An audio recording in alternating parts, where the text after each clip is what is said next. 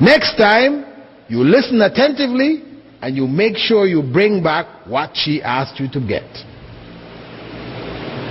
And you are raised with that tradition.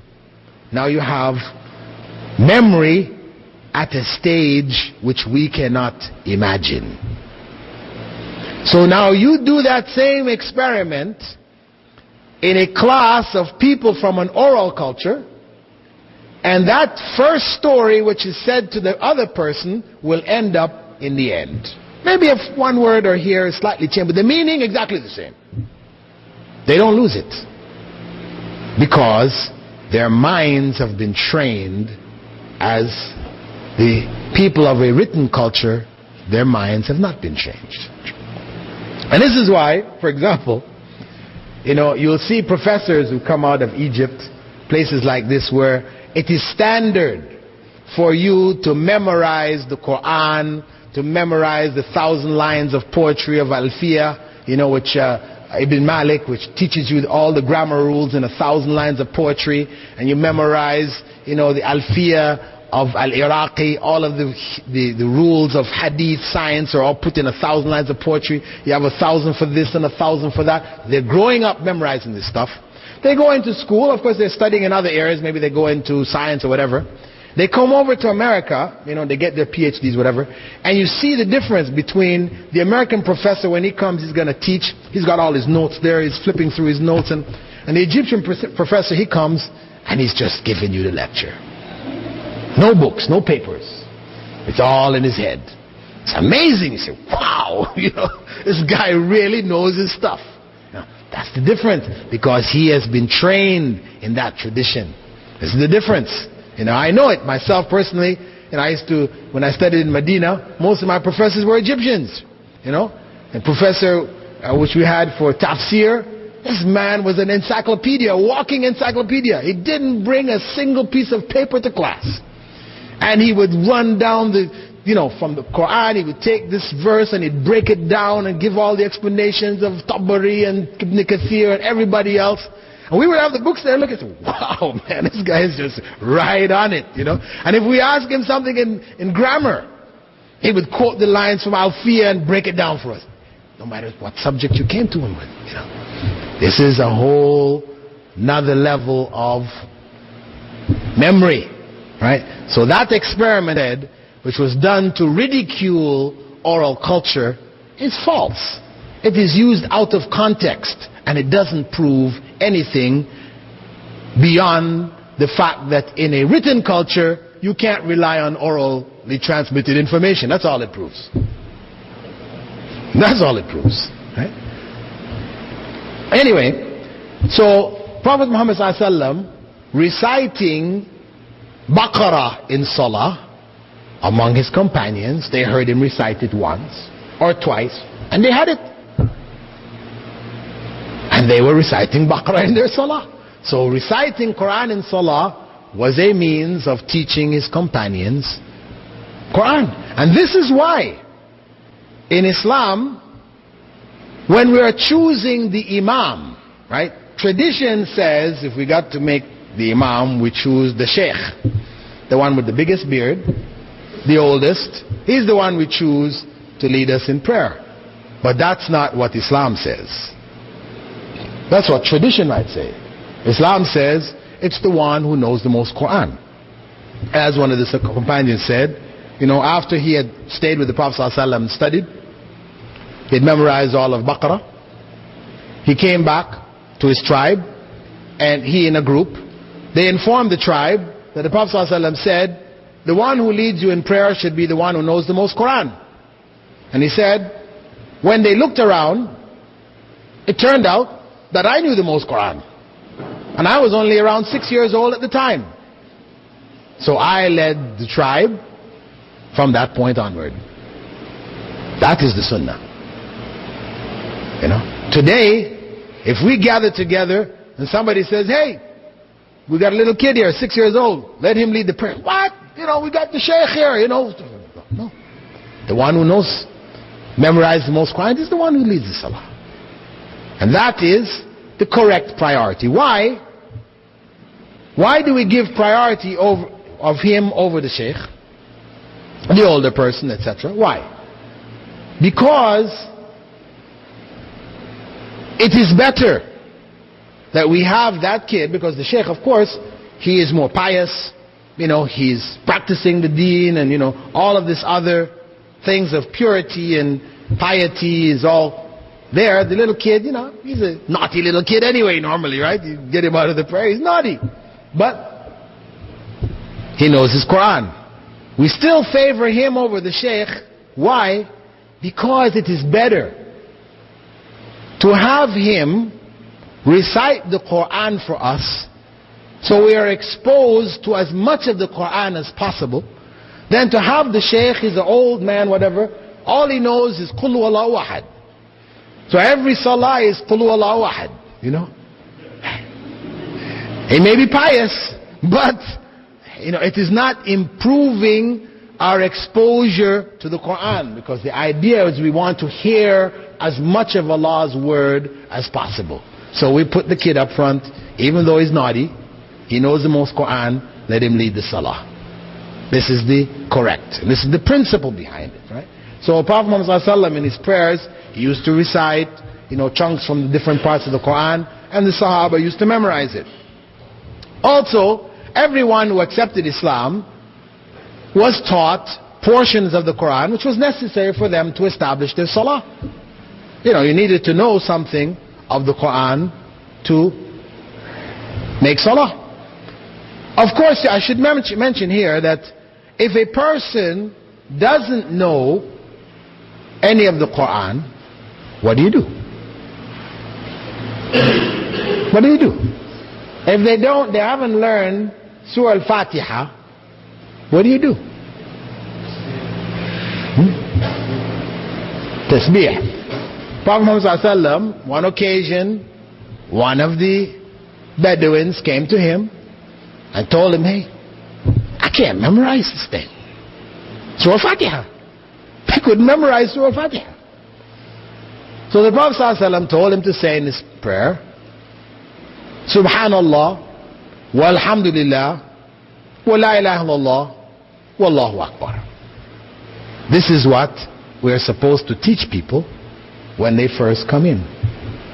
Subhanallah. This is something everybody knows. We say. When something happens which is amazing, we say Subhanallah. You teach. These are amongst the phrases of the Muslim. Walhamdulillah. Everybody says Alhamdulillah. We say it, thanking Allah for them. Wa la ilaha illallah. We have to say that to become Muslim. Allahu Akbar. The prayers. So the person who doesn't know Al-Fatiha, what he does or she does is they recite that until they learn the Fatiha, and they recite in the rest of their prayer that until they replace the different parts by the correct phrases and du'as, etc. to say. This is the correct methodology. Not to do as I did. Nobody told me any better. When I first came into the deen, I wrote out Fatiha on a piece of paper, put it down on the mat in front of me, big letters, so I would read it from the mat. No, this is not correct. I did it. Other people did it. But this is not the correct method. Anyway, the second method, as I said, of learning Quran was the Prophet ﷺ and his companions teaching those who accepted Islam portions from the Quran. The third method was that he encouraged his companions to teach the Quran to others. He told them in a well-known statement of his, خَيْرُكُمْ مَنْ تَعَلَّمَ الْقُرْآنَ وَعَلَّمَهُ. The best of you are those who learn the Quran and teach it to others. Not just the best of you are those who learn the Quran, but those who learn the Quran and teach it to others. So of course the companions wanted to be the best, and so they would try to learn as much as they could, and they taught it to others. Those who were able to read and write, the Prophet ﷺ gathered around himself certain scribes. Among his companions, he gathered them, those who could read and write, and he dictated to them what was being revealed to him. And they wrote. Of course, in those days, there was no paper in Arabia.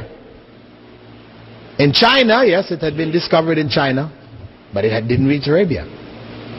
The Egyptians were using papyrus. They made a kind of paper out of papyrus, but no papyrus grew in Arabia. They didn't have any paper.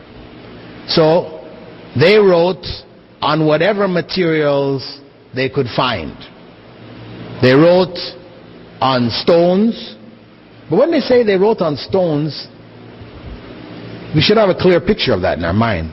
Don't think that they got a rock which is looking like a ball and they were writing all over the ball, right? Please. When they say they wrote on stones, it means they had flat stones, sections of what we call like slate. You have some rocks which are formed in layers. When you break it off, you can break off like slabs, right, which are relatively flat because of the mode in which it's formed, and you can write on that, right, etching onto it.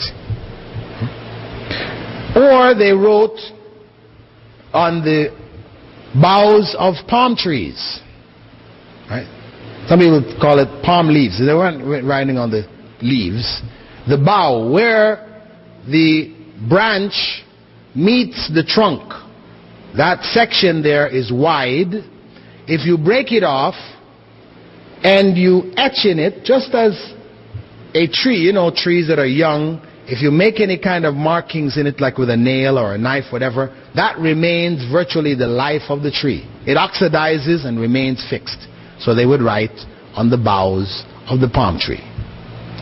Also, they wrote on bones. People say wrote on bones. Hey, again, don't think that they got a femur, a leg bone or an arm bone and they're trying to write on these. No. They wrote on shoulder blades, right? This, if you see in the structure of the human body, they weren't using human shoulder blades, but you'll see that this is sort of a large, flat bone, the largest flat bone in the body. They would take the shoulder blades of camels, which were quite large, became like a slate that you could write on also. And those who could afford it, they also wrote on the skins of goats and sheep. They refer to this as vellum, and this is was the most popular means of recording written material from the early centuries, like the Dead Sea Scrolls. That's what they're written on. Skin, sheep skin, goat skin. This is what they're written on, not paper. Okay? So they wrote down on these various materials which were available.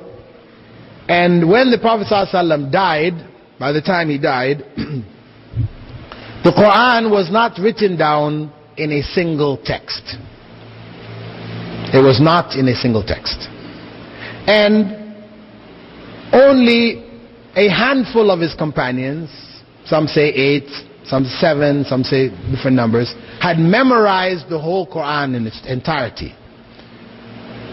Many of them had memorized large amounts. Actually, in the time of the Prophet Muhammad ﷺ, those, as the companions said, who had memorized Baqarah were called Hafiz.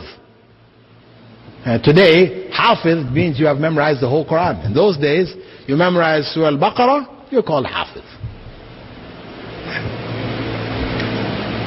So, most of the companions had memorized large chunks when the Prophet ﷺ died. Now, within a year after his death, a situation developed in Arabia. Abu Bakr, who was chosen to be the Khalifa after the death of Prophet Muhammad ﷺ, he sent off an army which had been instructed by Rasulullah ﷺ, led by Usama ibn Zayd, who was the son of his former adopted son Zayd ibn al-Haritha. This grand adopted son, former, was around 16 or 17 years at the time. Now, after the Prophet ﷺ died,